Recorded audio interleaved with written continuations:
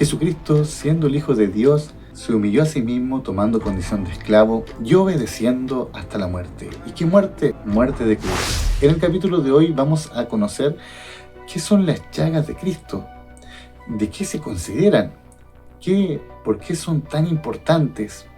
Bueno, se dice que las llagas de Cristo se consideran el símbolo central del amor extremo, de la misericordia divina y la redención. No es una derrota, es la salvación de la humanidad entera y también la confirmación de que Jesús es el Mesías, es el Hijo de Dios, es el que tiene que venir a liberar al pueblo que estaba siendo oprimido por las tentaciones del demonio. También es el que tenía que liberarnos del infierno. Recuerden que el pecado de Adán y Eva nos hizo salir del paraíso y Jesucristo vino a dar la vida por nosotros, siendo Hijo de Dios, se crucificó, como dicen los profetas, se humilló a sí mismo, no se hizo nada, se hizo el último, el Cordero llevado al matadero, se dejó crucificar para que nosotros podamos, de alguna forma, poder vivir la vida eterna, poder estar en el reino de Dios, hacernos una nueva criatura, borrarlos de alguna forma el pecado original causado por Adán y Eva. Para poder entonces entender de forma clara las llagas de Cristo, tenemos que irnos a la pasión de Cristo, que lo podemos encontrar en las Escrituras, como por ejemplo en el Evangelio de Mateo 27, también lo podemos encontrar en el Evangelio de Juan número 19, donde narran de diferentes formas la pasión de Cristo, cómo el Señor fue vendido por Judas y 30 monedas de plata y por un beso. Después cómo el Señor fue de alguna forma maltratado por los soldados y llevado hacia la cruz. Eso es lo que podemos encontrar en estos diferentes evangelios. Dentro de las llagas de Cristo se consideran los siguientes. Encontramos la corona de espinas, que está expresado en el Evangelio de Marcos 15, número 17, y también en Juan, número 19, versículo 2. Los soldados trenzaron una corona de espinas, se la pusieron en la cabeza y le vistieron con un manto de púrpura. Después se acercaron a él y le decían: «Salve, Rey de los judíos», al tiempo que le daban bofetadas. Donde los soldados trenzan una corona de espinas y se la ponen en la cabeza a Jesús. También empiezan a decirle, o también le ponen un manto de púrpura y empiezan a humillarlo, a decirle: «Salve, Rey de los judíos». La siguiente llaga las encontramos en el momento de la crucifixión, que son las marcas que dejaron los clavos y también en los pies. Esa es la siguiente llaga, que la podemos encontrar en el Evangelio de Juan, número 19, versículo 16 al 18. Entonces se le entregó para que fuera crucificado. Tomaron pues a Jesús, que cargando con su cruz salió hacia el lugar llamado Calvario, que en hebreo se dice Gólgota. Allí crucificaron a Jesús, junto con otros dos, uno a cada lado de él. También lo podemos encontrar en Lucas 23, versículo 33, Mateo 27, versículo 35 y Marcos 15, versículo 24. También una de las llagas de Jesucristo es el costado atravesado por la lanza. Se cuenta entonces en los diferentes evangelistas. Por ejemplo, Evangelio según San Juan, número 19, del 32 al 37. Fueron pues los soldados y quebraron las piernas del primero y del otro crucificado con él. Pero al llegar a Jesús, como lo vieron ya muerto, no le quebraron las piernas, sino que uno de los soldados le atravesó el costado con una lanza, y al instante salió sangre y agua. Al momento de crucificar a Jesucristo se venía la fiesta más importante del pueblo de Israel. Entonces para ellos era símbolo de maldición que las personas estuvieran crucificadas en ese momento. Por eso se les pidió a los soldados que fueran a acelerar de forma más rápido el proceso de que estas personas fallecieran o murieran de forma rápida. Entonces, la técnica que ellos ocuparon fue ir a uno de las personas que estaban crucificadas al lado de Jesús, que eran estos ladrones, y le golpearon las piernas, quebrándole las piernas para así acelerar el proceso. También pasó con el que estaba al otro costado de Jesús. Pero al ver que Jesús estaba en la cruz y que ya había entregado el Espíritu, que ya había fallecido, el soldado le atravesó el costado con una lanza y en ese preciso momento dice que salió sangre y agua. Esas son las diferentes llagas manifestadas en Jesucristo. El significado teológico representa la humanidad de Jesús en su sufrimiento por la redención de la humanidad. Y aquí se cita a Isaías 53, el versículo número 4.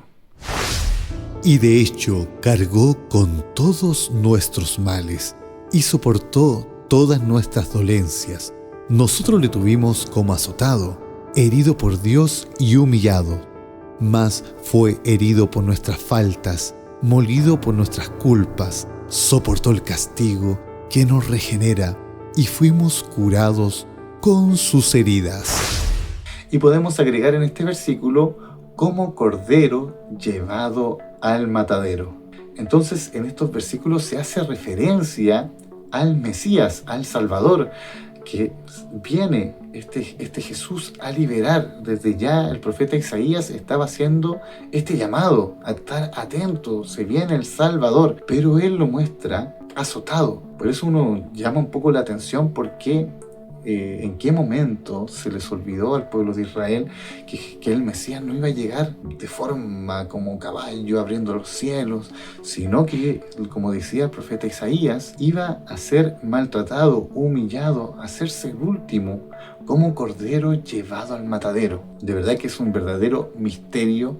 Muchos historiadores teológicos dicen que al demonio se le ocultó la naturaleza divina de Dios. Él solamente pensaba que era un profeta más, y el momento que lo descubrió fue en la crucifixión, cuando se dio cuenta que el sacrificio que hizo y la liberación de las almas del infierno, esta reconciliación de Adán y del pueblo que estaba condenado, y sacó esta espada de fuego del paraíso e hizo pasar al pueblo de Israel a este nuevo Adán, a la vida eterna, al paraíso. Dentro de la realidad de la Iglesia Católica se dice que nosotros estamos llamados a ser unas vasijas de barro donde podemos contener dentro de nosotros el Espíritu, la presencia misma de Dios.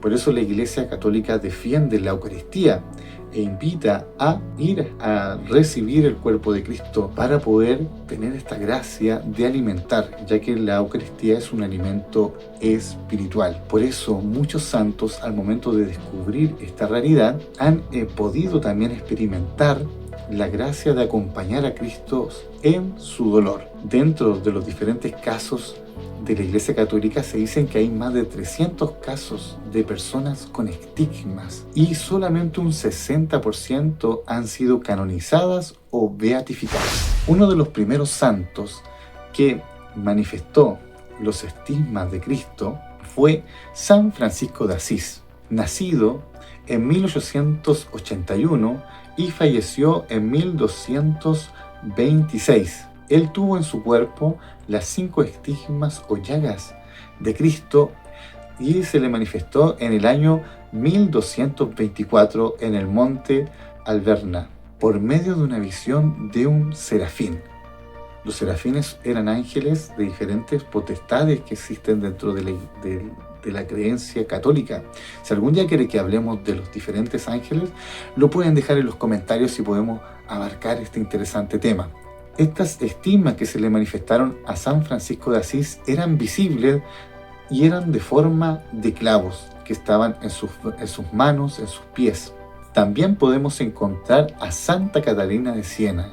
Nació en 1347 y falleció en 1380. Santa Catalina tenía 25 hermanos y ella era la número 24. recibió las llagas en 1375, pero la particularidad es que fue una petición de ella, a diferencia, por ejemplo, de San Francisco de Asís, que él no la solicitó, solamente quería experimentar qué era acompañar a Cristo en su pasión. En cambio, Santa Catalina de Siena fue una petición suya, la cual fue concebida, pero de forma invisible. O sea, ella sentía cómo derramaba la sangre, cómo se debilitaba en los días de la pasión de Cristo. Esto se manifestaba todos los días viernes, al momento de que Jesús era crucificado. Ella vivía la pasión de Cristo hasta su muerte. Entonces, en el momento que Santa Catalina de Siena fallece, dicen que aparecen los estigmas y que todos la podían ver. Santa Rita de Casia, nacida en 1381 y fallecida en 1457. Santa Rita era italiana y fue casada, pero en este camino, el hombre que le tocó a ella no creía en Dios, tuvo que hacer un camino para poder convertirlo, donde de verdad sufrió mucho, pero logró la conversión de su esposo.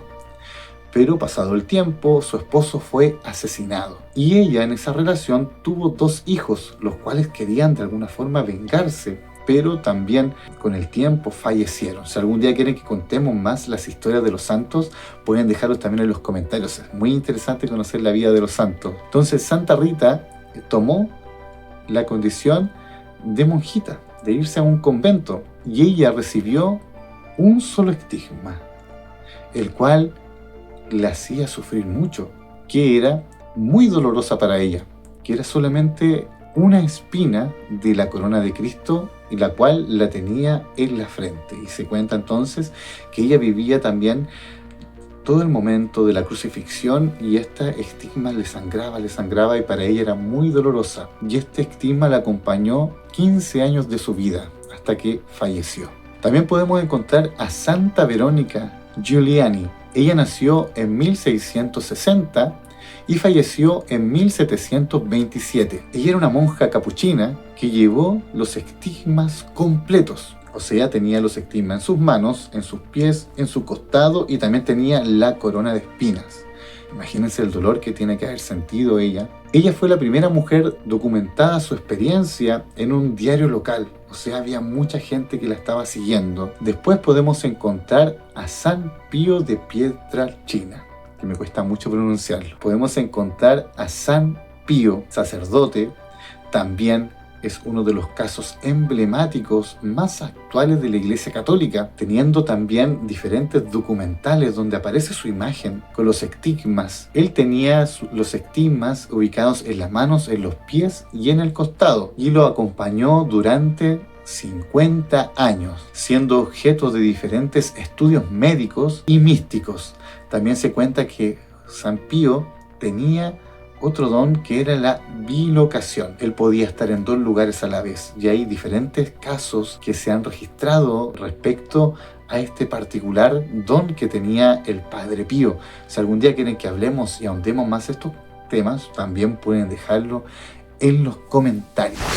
Bueno, en la realidad de la iglesia, como estábamos diciendo al inicio, hay más de 300 casos de personas que dicen tener estigmas, los cuales solamente, como decíamos al inicio, solo un poco han sido aceptados por la Iglesia Católica, porque la Iglesia tiene que ver los casos uno por uno, tiene que ver también acciones milagrosas que vengan a manifestar no la gloria de la persona que tiene las marcas, porque eso es muy importante. Todos estamos llamados a ser santos, es una de las formas para poder llegar al cielo, la santidad. Tenemos que lograr este camino de santidad, y para nosotros los católicos, los santos son solamente modelos de vida a seguir, Esto no significa que nosotros tenemos que idolatrarlo, que decir que ellos tienen, de alguna forma son, más que Dios. Nosotros tenemos que llegar a ser santos. Por eso Papa Francisco decía que hoy las llagas de Cristo quizás no se ven visiblemente en esta sociedad, quizá hay alguno por ahí que lo pueda tener, uno nunca sabe los caminos de Dios, cómo se va manifestando Jesucristo en la historia, pero él decía que hoy podemos ver estas llagas visibles en el cuerpo de los pobres, de los enfermos, de los encarcelados y las personas que están siendo humilladas. Sobre todo yo creo que es muy importante agregar los niños que están sufriendo la guerra. Nosotros como cristianos tenemos que tener las llagas de Cristo, quizás no de forma visible en nuestras manos como lo experimentaron los diferentes santos de la Iglesia Católica, sino que lo podemos pedir a Cristo que se manifieste en nuestro corazón. Por eso este capítulo de hoy se llama Las llagas de Cristo, llévalas en tu corazón. Bueno, este capítulo quería dedicárselo a mi madre, que fue la que me inspiró a decir y hablar de este tema, así que se lo dedicamos, y a todas las personas que están sufriendo, sobre todo los pequeños que están sufriendo la guerra y que de alguna forma quizás no tenemos la capacidad de poder estar ahí, de poder ayudarnos. Quizá hay personas que lo pueden hacer con recursos, pero podemos rezar por ellos, invitarlos a no desistir. La oración puede mucho, puede que nosotros también, Dios nos regale la gracia de tener estas llagas en nuestro corazón, de sufrir por el otro. Espero que les haya gustado este capítulo y lo estamos viendo, si Dios quiere, en otro capítulo bien interesante. Que les vaya a todos súper bien y que Dios los bendiga a todos.